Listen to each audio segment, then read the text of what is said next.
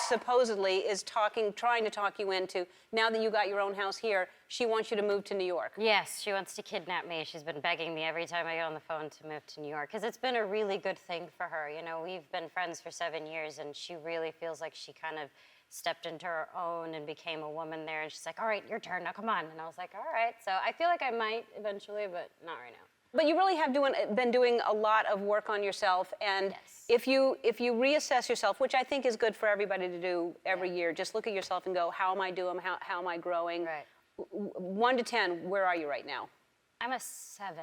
You're 7? Yes. That's good. Yeah, I know this year has been, you know, I feel like I have been doing this so long that I think people tend to forget that, you know, they're all like, be yourself, and I'm still trying to figure out who that is. Mm-hmm. So I know I'm not perfect, but I know that I have a lot of people that support me and love me, and I don't know, I don't want to let anyone down. So I try to be the best I can be, and it's awkward being 20 in our 20s. Well, and growing up in front of everybody. Being 20 is awkward any time, much less in front of the public eye and everybody photographing everything you do. Yeah, but that's when I get to do amazing things like use my platform for things like UNICEF, or kind of just shift everything into what's important and what actually matters in the world. So that's my plus size of Well, what I do.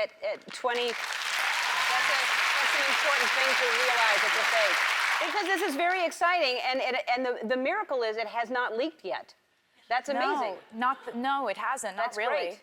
Yeah, I'm very excited about it. I mean, it's been something I've wanted to do for a really long time, and I took 2 years to make it. And you should be excited. It's a fantastic, the entire thing. And to take 2 years off, and you've been on such a roll, and yet, I mean, Shake It Off is such a great song and so catchy and so amazing that it just went crazy now, Out of the Woods. And I think Rolling Stone just gave it a 4-star review. Isn't that? Yeah, and said a bunch of nice stuff. Yes. I was Rolling almost Stone. crying. Yeah,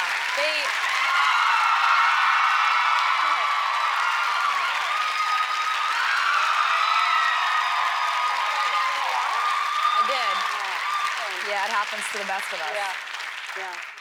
You fell down in some water. I did. I fell down, and And then you got up, and then they took But your you picture. get back up. You get back up. And you keep going with the photo shoot. That's the message behind that. Yeah, it's now to we persevere. know. Now we know. Yeah. So you invited a bunch of your fans to your house called the Secret Sessions. Yes. And I mean, how did you choose? And how many people went? Okay, so this was something I kind of came up with the concept for before I was even done with the album. I just knew I was going to be so excited about this record that I was going to want to play it for the fans early. And there's so many people who I had seen on the internet, like who have been to so many shows, or they've been to something like this, or they've waited and have never met me before, and they've been so incredible. So I wanted to do something specifically catered towards those people. And the more and more I thought about it, I kept amping it up. I kept being like, well, it'll just be one little secret gathering. And then I made it, oh, it'll be at my house. And then I was like, oh, we'll do it at all my houses. And then so it ended up being 89 people in LA, 89 in Nashville, in New York, Rhode Island, and in London. Wow. And had you had more houses, more people could come too. Yes. So we'll work on that for next time. Wow. But yeah, when we would spend just hours together, me playing my album for them, essentially in my living room and explaining to them what I wrote it about. And that's hundreds of people who have heard the entire thing now, and you can't find any information they've given online about it. That's really cool. Yeah. That's amazing. You have good fans. Now let's get to the important stuff. Why am I not in Taylor's squad? Or am I and I don't know it? I mean, I think you are, I would assume. You got the sparkles down in your little costume tour thing when you were with Taylor. Thank you. You know, I think baking is involved, and You have to know how to bake? I mean, you don't have to, it helps. Uh-huh. A lot of wine, talking about boys and life. I can talk about boys, and especially if I drink wine. I have a lot to say. Oh, good, okay. Yeah, I'll drink a lot of wine and talk about boys. Well, there you go. Yeah. She is fantastic, though, isn't she? She's great, yes. What do you love about Taylor? I think she pushes me to be more confident. I've known her for 8 years now, and it's a nice.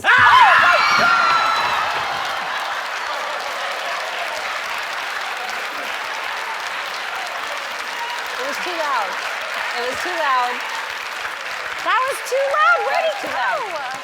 I agree. Is that my third time or second time? I don't know. being scared? We've scared you a lot.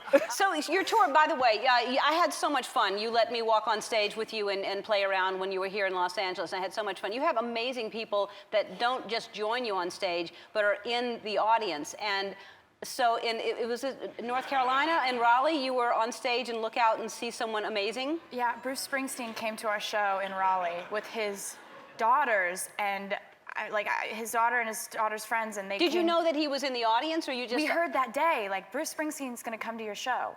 And I was just immediately panic-stricken, because, like, he's gonna watch my show? That's gonna happen? That's a thing that's happening? Like, and so they came back for a meet and greet backstage before, and I brought this little writing guitar that I always write songs with, and I asked him to sign it. And not only did he sign it, but he played it. Yeah, because you told him you loved Dancing in the Dark. I love Dancing in the Dark, and I had done an acoustic cover of it, and he played it and sang, and it was crazy. Tell everybody your new fear.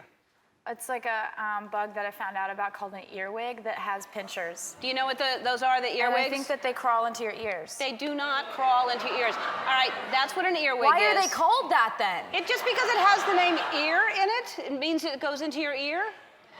That's what do they do with the pinchers then? What I feel like the pinchers were made to go into your ear. That's why they did it. And they eat your brain. All right. I'm going to help you get over that fear. Have you seen one, or did you just hear about this? I saw a picture of it once, and I just thought that they crawl in your ears. They don't. They live outdoors. Okay. They're found under lawn clippings and compost, or in tree holes, and they're not. I mean, they're just earwigs. Stop! Stop! That was a loud noise. So, is that a popular misconception that they crawl in your ears? Yes, it's impossible. They feed on leaves, flowers, fruits, mold, and insects, not earwax. Not brain? No, not brain. I feel so much better now. Yeah, good. Thank All you. right. So between that and this, you're cured. Now, you have a CD that's come out. Yes. This is it debuted at #1. I mean, it's incredible.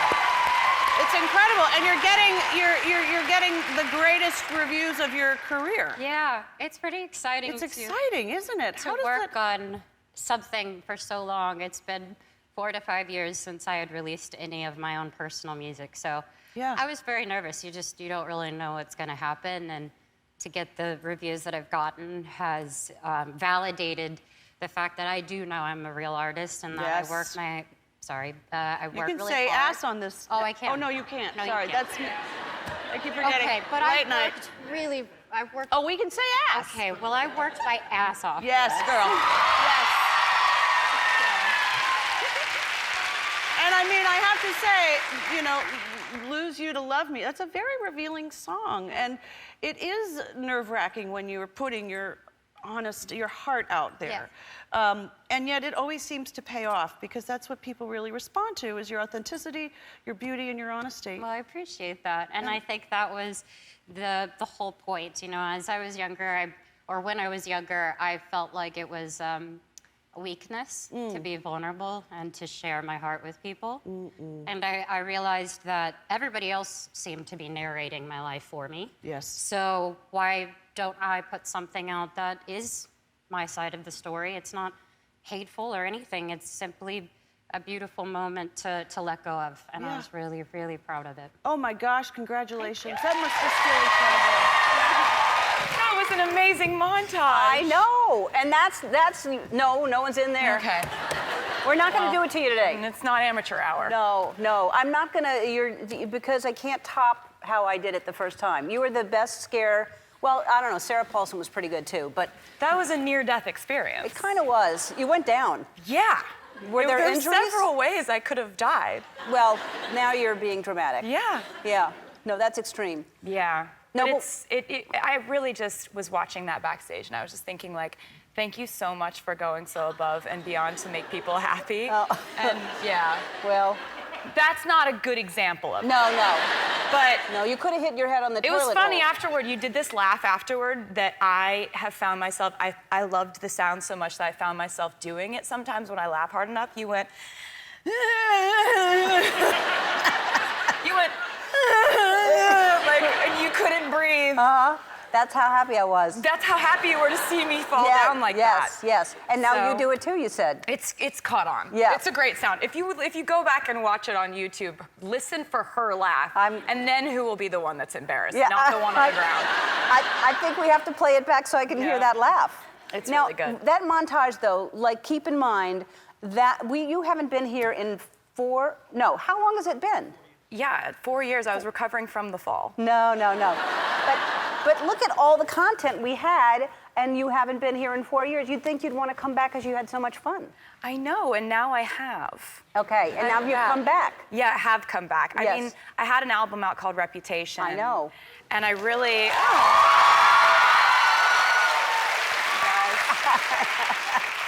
You guys are friendly. Yeah, with the album, I just basically wanted to just make music and not explain it. Yeah. But I missed you worked so out. much. It was really... You still sold a bunch of albums without even talking. I mean, usually people go to promote their music because it helps sell albums. You don't have to do that. Well, that's nice of you to say. It's true. I mean, I am having fun being back here. It's been really great to be back here, and like, I definitely do. I think as a songwriter, I enjoy communicating about what I've made. Like, I really do like that part of the process. But I also just feel like with my career, I want to do what feels right at the time. Yeah. You know, like, so it just, at that time, I coined this phrase, there will be no explanation, there will just be reputation. Because I am dramatic. Yes. That's a very dramatic thing, but it rhymed, it was kind of catchy, and and so I stuck with it. Right. Is that in one of your songs? Because if it isn't, it should be. Thank you, no, and I think it's a little late for that, because now we're on to like another different album. I know, but you still could have that. For an album that's not Reputation? Yeah. It's a little off-brand, No, but I no. will think about it. No, just like clothing comes back in style, you can come right back around to that topic again if you'd like. It could be like a vintage. You can do anything you want, Taylor Swift. Thank you for saying that.